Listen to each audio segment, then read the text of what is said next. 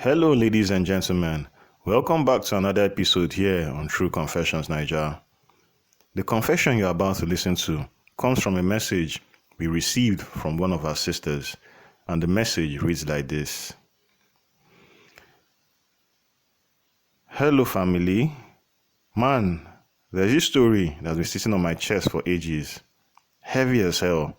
Like, I swear, even typing this out, my hands are doing that nervous dance. I gotta get this off my chest.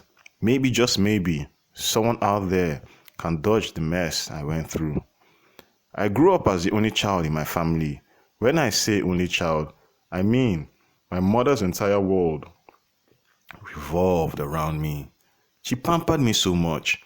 She wouldn't even let anyone talk to me rudely.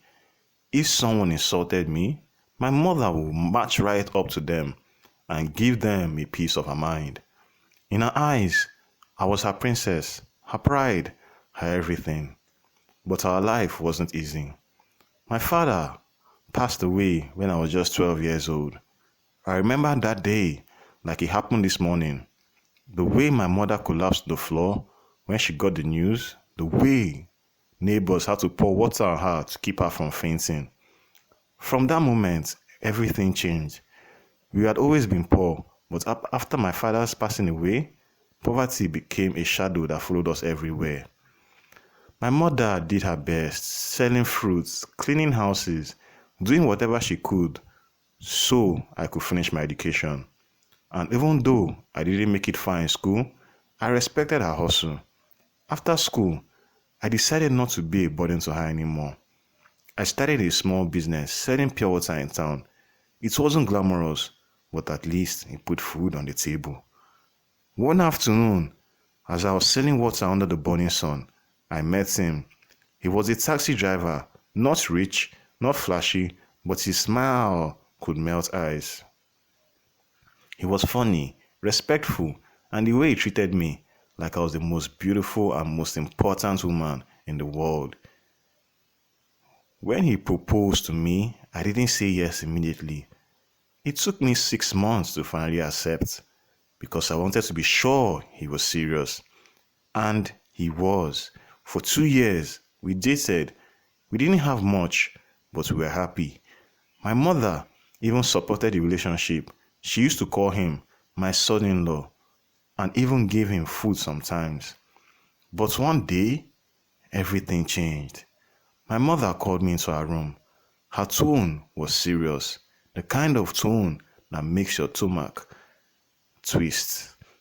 She told me, "My daughter, I want you to leave that taxi driver. You will not marry a poor man like your father." I froze.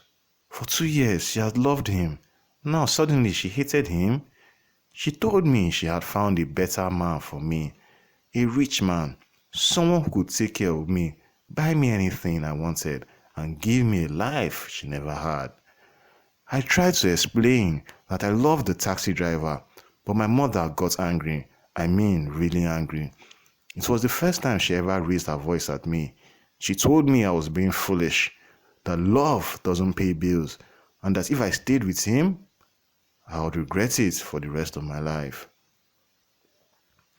To keep peace in the house, I pretended to agree, but deep inside, I had a secret plan.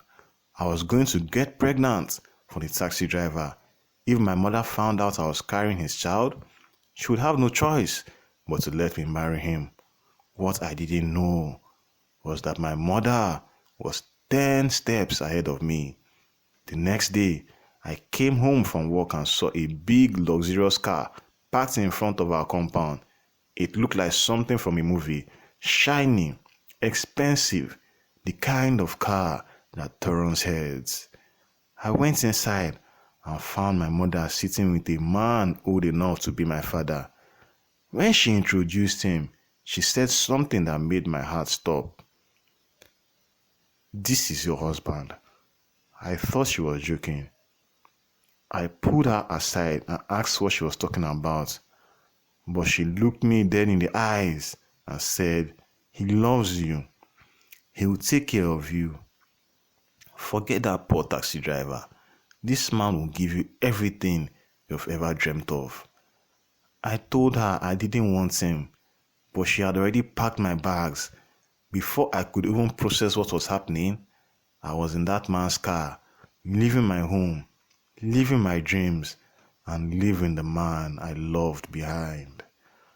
I was only 20 years old.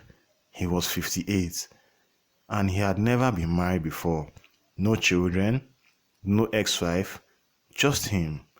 Something about the fact bothered me, but I pushed the thoughts away.